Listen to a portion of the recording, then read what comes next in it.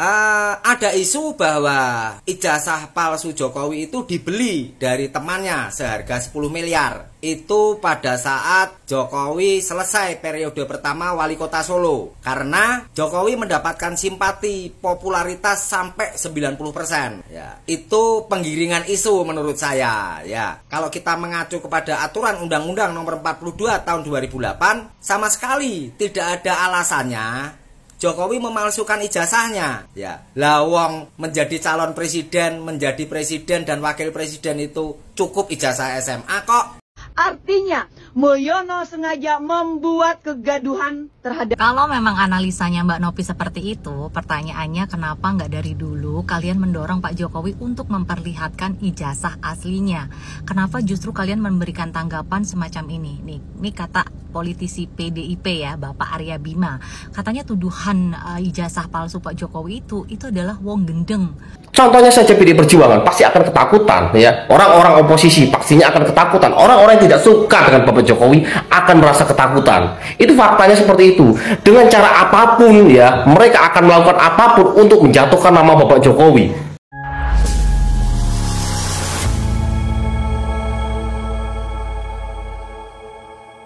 Assalamualaikum warahmatullahi wabarakatuh, saudara-saudaraku sebangsa dan setanah air. Dimanapun kalian berada, semoga kalian selalu dalam kondisi sehat walafiat. Berjumpa lagi dengan saya di Gaspol Update. Kami bukanlah buzzer pihak manapun. Kami hanya menyajikan keputusan ada di tangan Anda. Teman-teman, ini ada video yang menurut saya cukup menarik, yakni lagi-lagi tentang tuduhan ijazah palsu. Kali ini komentar datang dari si peci merah ya, yaitu netizen dari RT 16 yang selama ini suka bikin sensasi dan kalau ngomong kurang bisa dijaga. Hahaha. Tetapi entah kenapa mungkin habis minum obat jadinya dia waras teman-teman ya. Hahaha. Jadi yang semula dia mabuk kecubung ya, yang dia alami selama ini, kemudian dia minum obat jadinya sembuh. Kalau biasanya dia menyerang Jokowi dan pemerintahan ya kan, kali ini mendukung Jokowi dan mematahkan dugaan tentang ijazah palsu Jokowi. Padahal saat ini Partai Merah yang selalu dia bela ya, justru sedang gencar-gencarnya menuduh ijazah Jokowi palsu. Nah, bagaimanakah videonya dan bagaimanakah respon netizen? Mari kita tonton bersama, kemudian mari kita komentari bersama di bagian akhir video. Ini dia. Salam Pancasila. Mari kita bahas apakah ijazah Jokowi palsu atau tidak. Kita bahas dengan bijaksana, dengan IQ tinggi. Yang pertama, kita analisa untuk apa Jokowi memalsukan ijazah S1-nya. Sementara syarat menjadi presiden itu tidak harus sarjana atau S1. Cukup ijazah SMA dan sederajat menurut Undang-Undang Nomor 42 Tahun 2008. Nah, ya. Nah, saya akan menuntun cara pikir kalian. Ya. Ada isu bahwa ijazah palsu Jokowi itu dibeli dari temannya seharga 10 miliar. Itu pada saat Jokowi selesai periode pertama wali kota Solo. Karena Jokowi mendapatkan simpati popularitas sampai 90%. Ya, itu penggiringan isu menurut saya, ya. Kalau kita mengacu kepada aturan Undang-Undang Nomor 42 Tahun 2008, sama sekali tidak ada alasannya Jokowi memalsukan ijazahnya. Ya, lawang menjadi calon presiden, menjadi presiden dan wakil presiden itu cukup ijazah SMA kok. Ya.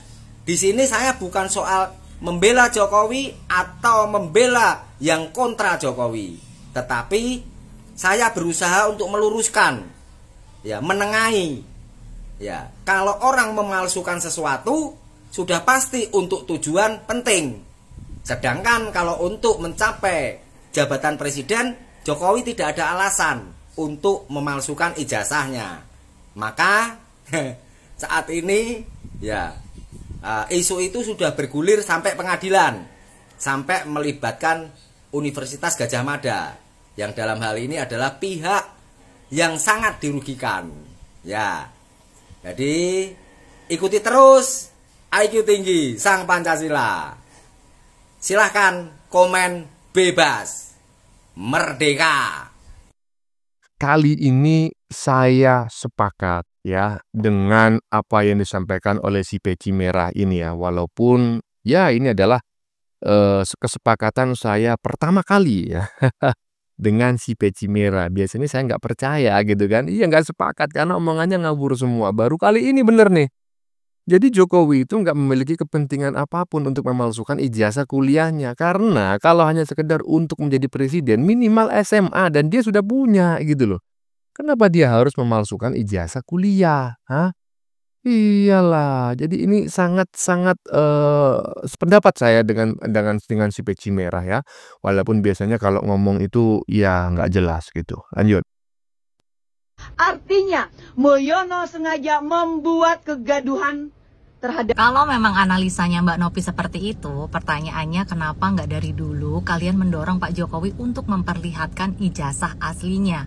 Kenapa justru kalian memberikan tanggapan semacam ini? Nih, ini kata politisi PDIP ya, Bapak Arya Bima. Katanya tuduhan ijazah palsu Pak Jokowi itu adalah wong gendeng. Paham ya wong gendeng ya? Wong gendeng ki wong ya wong edian ngono lho ya. Lanjut ya, kata Bapak Masinton Pasaribu dan Bapak Andreas Pareira, katanya isu ijazah palsu Pak Jokowi itu nggak perlu ditanggepin, itu cuma isu murahan ngono ya. Lanjut ya, kalau kata Bapak Guntur Romli, katanya orang-orang yang mempertanyakan ijazah palsunya Pak Jokowi adalah orang-orang yang kelewat bot. Ya, ada lagi ya, kata Bapak TB Hasanuddin, mereka itu cuma cari sensasi. Ayo, jadi mana yang benar Mbak Nopi? Pak Jokowi yang mau membuat kegaduhan negara ini, apa statement-statementnya para politisi-politisi PDI Perjuangan kemarin?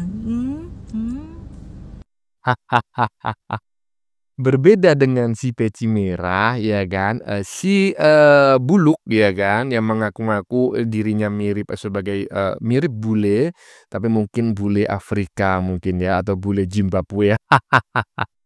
Masih menganggap ijazahnya Jokowi itu palsu dan menuduh Jokowi itu sudah membuat kegaduhan. Yang gaduh siapa? Hah? Dan cobalah tengok tadi itu ya kan. Kau ini seolah-olah kan membela partai terbesar di Indonesia. Apa kau lupa itu para pentolan-pentolan, kader-kader elit partai terbesar di Indonesia? Apa yang disampaikan dulu ya ketika banyak orang menuduh ijazahnya Jokowi palsu?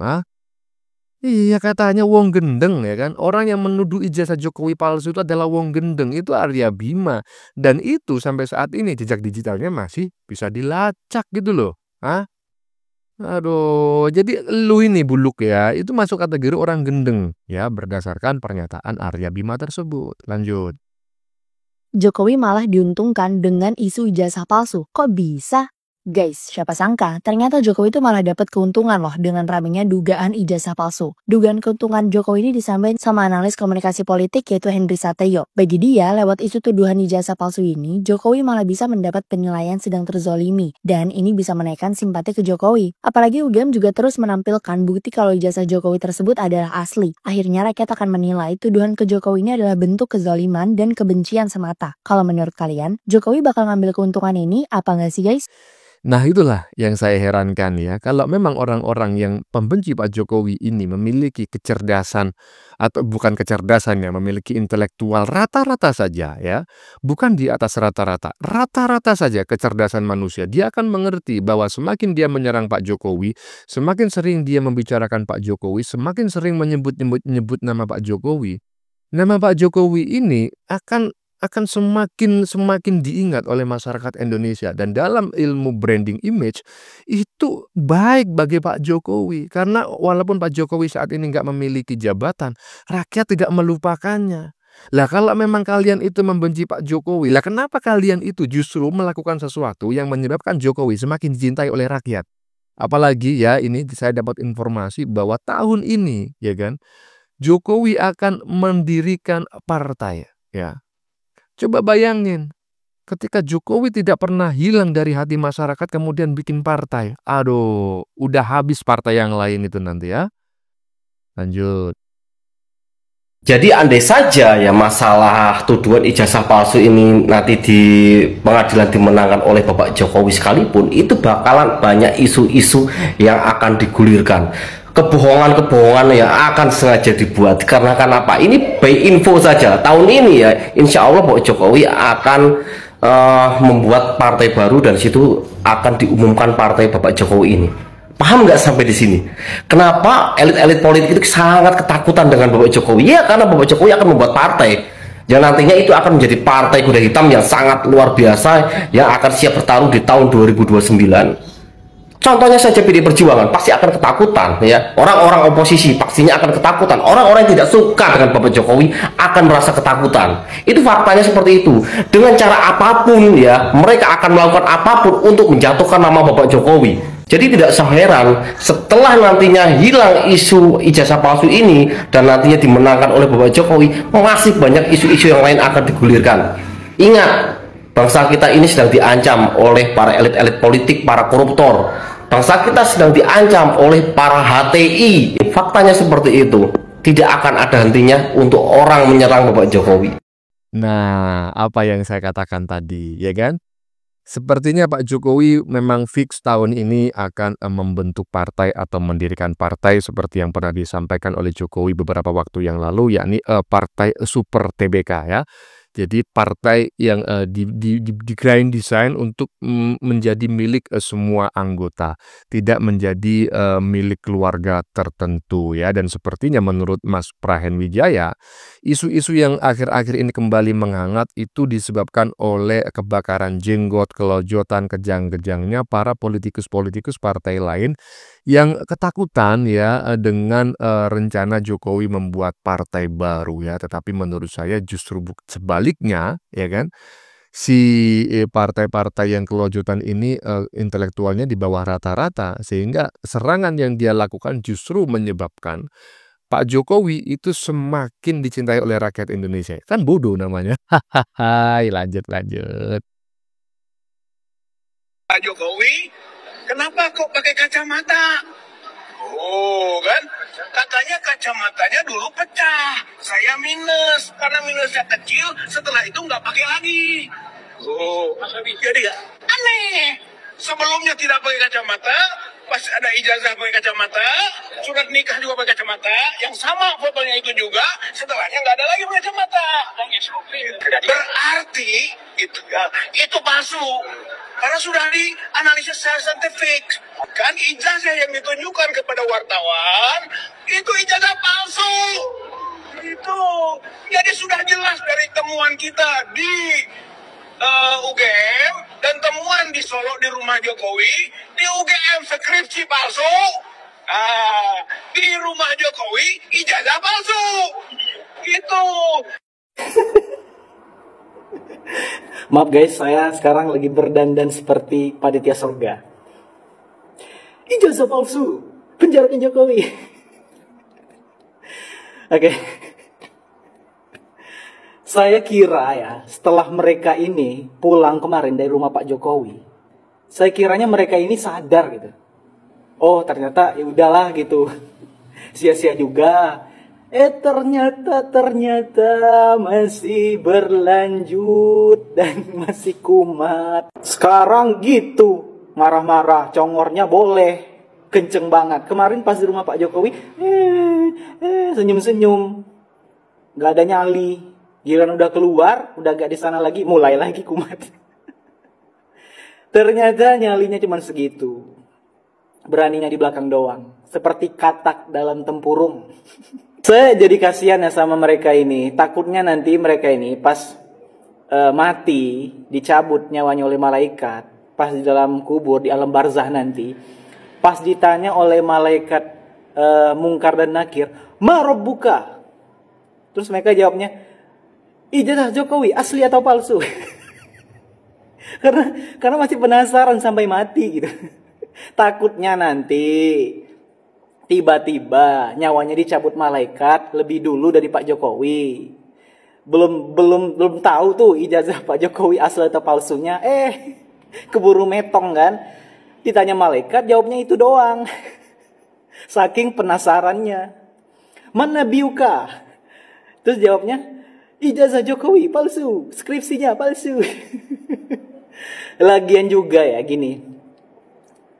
Kita tidak bisa menjudge sesuatu itu yang sekarang kita anggap sama seperti yang dulu. Kalau dulu Pak Jokowi itu pakai kacamata, ya sekarang ya kalau dia nggak pakai kacamata emangnya kenapa? Saya dulu juga punya paman ya dulu. Dia pas kecil punya kacamata. Nah, sekarang dia pakai kacamata dulu pas kecil. Sekarang dia nggak pakai kacamata lagi karena minusnya udah sembuh, udah nurun, udah nggak ada lagi. Dan sebaliknya juga ada yang dulu nggak pakai kacamata, sekarang pakai kacamata. Kenapa itu yang diribetin? Aduh, kakek. Udahlah kek, tobat, ayo. Astaghfirullah, ikutin. Rabbal baraya, astaghfirullah minal khataya. Tahu kan ya, saya tidak mau mengomentari netizen yang pakai baju merah barusan karena sudah sangat jelas apa yang dia sampaikan. Saya ingin mengomentari apa yang disampaikan oleh tua bangki di bagian depan tadi ya kan. Yang ditunjukkan ijazah yang ditunjukkan Jokowi kepada para wartawan itu palsu. Lu belum ngeliat. Ini loh saya, ya kan? Jengkelnya saya dan akhirnya keputusan saya itu untuk mengklaim bahwa Anda ini adalah golongan orang-orang kurang sesendok atau mungkin kurang seember begitu ya, nggak genap gitu ya. Ya dari sini nih salah satunya. Anda nggak ngelihat ijazahnya Pak Jokowi yang ditunjukkan kepada wartawan. Anda nggak ngerti. Anda nggak tahu. Anda hanya mendengar dan mereka pun menjelaskannya juga seenaknya saja wartawan itu. Menjelaskannya nggak ada yang detail. Ya kan? Dari beberapa wawancara wartawan itu ya nggak ada yang detail. Bagaimana kertasnya, bagaimana gininya. Ya nggak ada. Cuma iya begini, begitu secara umum saja gitu loh. Tetapi si tua bangke ini sudah mengklaim bahwa itu adalah ijazah palsu. Coba bayangin, sesuatu yang belum pernah dia lihat, dia klaim palsu. Itu orang waras ataukah enggak? Kurang seember ya para penduduk ijazah Jokowi palsu itu menurut saya. Lanjut. Kita melakukan analisis dan prediksi bagaimana nasib UGM pasca Mak Tipa kembali. Mak Tipa ya, setelah kemarin dia menjadi ahli peneliti sama ahli analisis ya. Sekarang Mak Tipa menjadi ahli nujum. Dia bisa memprediksi keadaan UGM. Ngeri nggak Mak Tipa ini? Jadi paranormal dia sekarang. Mak Tipa bilang dia udah melakukan analisis dan prediksi. Dia memprediksi bagaimana nasib UGM pasca pertemuan aktivis TPUA tanggal 15 kemarin. Tim pembela ulama dan aktivis. Tahu ulama mana yang dibela orang nih? Kata Mak Tipa, dia mengajak kita semua untuk melihat posisi UGM saat ini. Ya. Kata Mak Tipa ya, prediksi Mak Tipa itu dia ramalkan. Ya kan, bahwasanya UGM saat ini berada di persimpangan sejarah. Aku kalau nengok si Tipa ini kan sakit perut aku. Nengok betapa bengaknya si Tipa ini. Kata Tipa, ya kan, UGM ya dipaksa kata dia menjadi benteng kebenaran atau menjadi alat kekuasaan yang korup. Benteng kebenaran sama alat kekuasaan yang korup yang macam mana kau maksud Tipa? Ya kan? Kau agak jelas sedikit ngomong, jangan kumur-kumur. Kata Tipa lagi, pertemuan dengan TPUA ya membuktikan sesuatu yang besar. UGM tidak lagi bisa berpura-pura netral. Hampir belepotan aku gara-gara kau Tipa. Kata Tipa, setelah pertemuan kau dengan UGM ya bersama Mr. Panci yang orang sok paten itu membuktikan sesuatu yang besar, bahwa betapa pengejutnya ya Mr. Panci, Tipa dan orang yang sok paten itu. Udah ditantang sama pihak UGM untuk membawa ke pengadilan, tapi Tipa dan kawan-kawan tidak berani, hanya berani berkoar-koar di media sosial. Kau bilang kan UGM tidak lagi bisa berpura-pura netral. Bukannya kemarin UGM sudah bilang mereka netral, mereka menjelaskan ya semua itu berdasarkan kenyataan dan bukti-bukti yang ada. Jadi Tipa, ramalan kau ini salah besar. Kata Tipa lagi, ya, diam berarti membiarkan kebusukan. Berbicara berarti berhadapan dengan kekuasaan.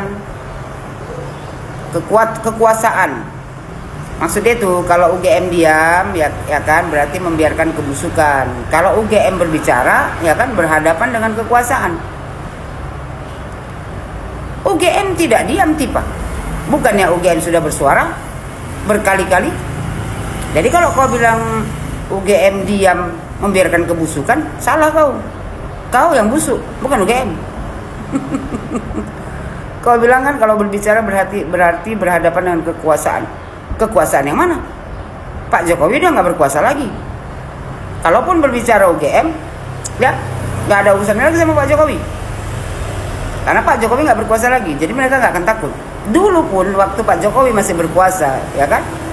Mereka berbicara kebenaran, bukan kayak kau berbicara kebohongan, kemunafikan. Kata Tipa memprediksi seperti yang saya bilang tadi. Tipa ini udah berubah profesinya menjadi paranormal, ahli nujum.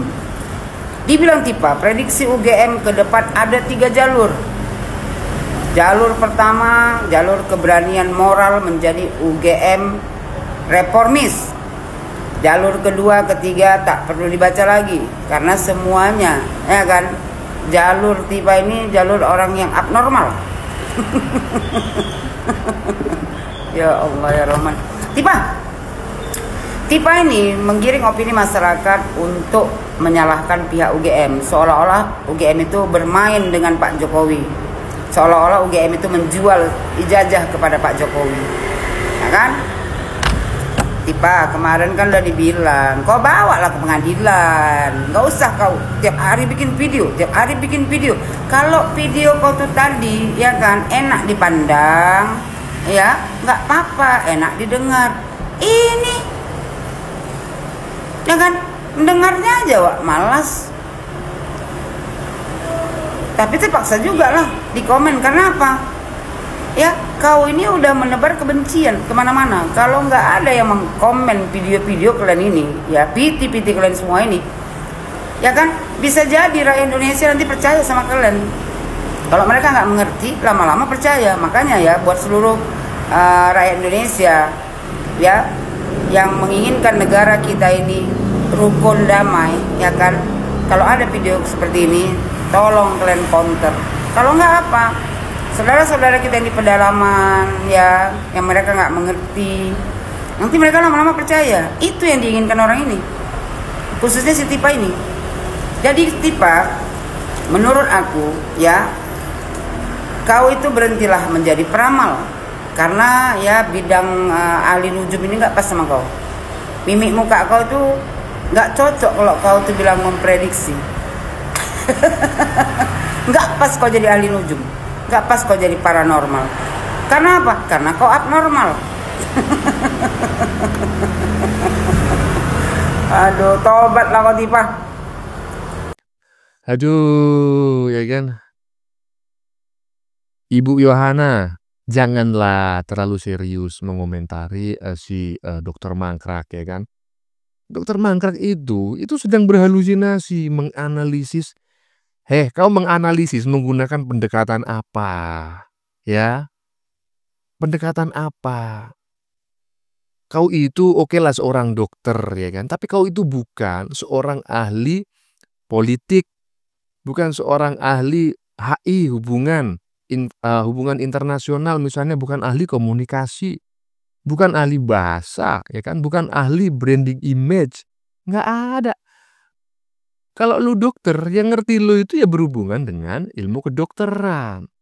Kau mencoba menganalisis nasibnya UGM ya kan, setelah digeruduk, pakai pendekatan apa kau itu? Wah, jangan ngawur kau ya. Ya, teman-temannya sudah kita saksikan bersama beberapa video yang sudah kami sajikan. Tadi di bagian depan kita lihat bersama ya.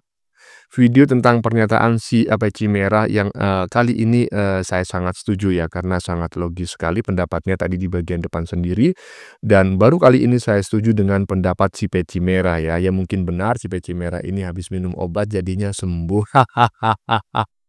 Intinya ya, sebetulnya para warga 16 dan 24% itu tidaklah dungu semua ya, seperti yang sering kita lihat belakangan ini.